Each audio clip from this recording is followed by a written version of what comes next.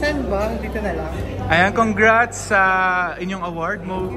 Yes, outstanding dance group of the year. How does it feel na sa dami-dami din ng mga dance group ngayon, kayo ang napili ng Gawad Dangal? Thank you, Gawad Dangal.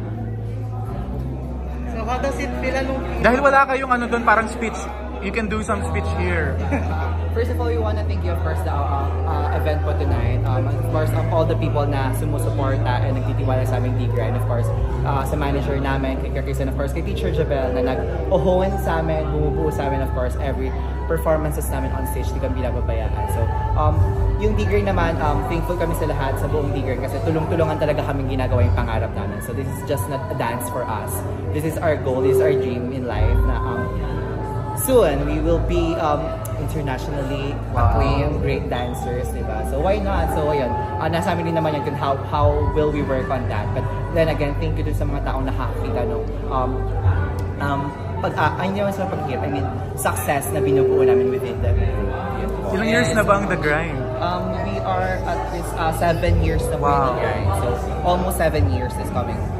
We will have our concert this coming July 12. So if you want to watch on Penta Theater, we'll have our concert dance recital, and we'll have summer dance cup. So may mga nag-enroll sa aming students, and if you want to enroll next year, better try it.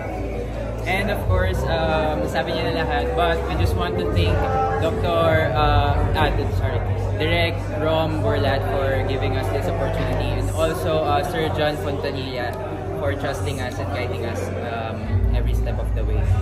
Yan, congrats to us guys, and of course, follow us din sa D-Grind Officials, sa social media. Yun lang po. Thank you so much. We heard that you're currently on It's Showtime and ASAP Natin to? Yes po. Yes. So every Sunday, we're on ASAP Natin. Wow. So you work with Kim Chu? Yes po. Actually, with Ate Kim, may work ngayon yung D-Grind, pero with girls, they're on Surigao, I guess. Yes, they currently have a show with Paula Avellino. Yes. Speaking of Kim Chu, how does it feel working with her? She is a great person. She is so mabait, humble of course, kahit sobrang tagal niya sa industry. She stays humble and she loves, she loves giving energy din sa ibang people, which is sobrang blessing for us, Ate Kim din. And yun, thank you kay Ate Kim kasi maraming opportunities din nagbubukas din sa D-Grind because of her.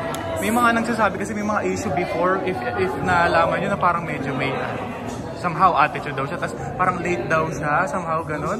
Totoo ba yung... Don't believe on that. Yeah? Because so far naman, Ate Kim is so good talaga, sobrang bait. And always on time. Yes. Minsan nga, I mean, mag-shot na siya, I'm on my way, so she keeps updating us na parang... Wow, that's very sweet. Yeah, that's very sweet of her na ganun si Ate Kim. She's so humble. And good dancer, good artist, professional. So agree kayo na siya ang queen of the dance? Yes! Super agree. From The Grind itself. Yes, she is. Thank you very much. And lastly na lang, syempre diba, nagkaasap kayo nakakasama si Kim Chu and si Paolo with them together. Wala ba kayo napapansin or share sa kanilang dalawa? Ano ba yung status nila? So far wala naman. Kasi parang on the set, professionalism muna ang trabaho muna. Dance muna, wag muna. So kung ano lang yung gagawin natin today, yun lang. So ganun like naman. behind the scenes, wala pa sa Wala naman. Talagang tutok talaga sa pag... Tutok din sa trabaho talaga. Kita mo naman pa. We don't want to miss kung ano yung mga works namin. Mas focus din talaga. Galing ng attitude ng The Grind. You will go way up. Yes. Thank you very much.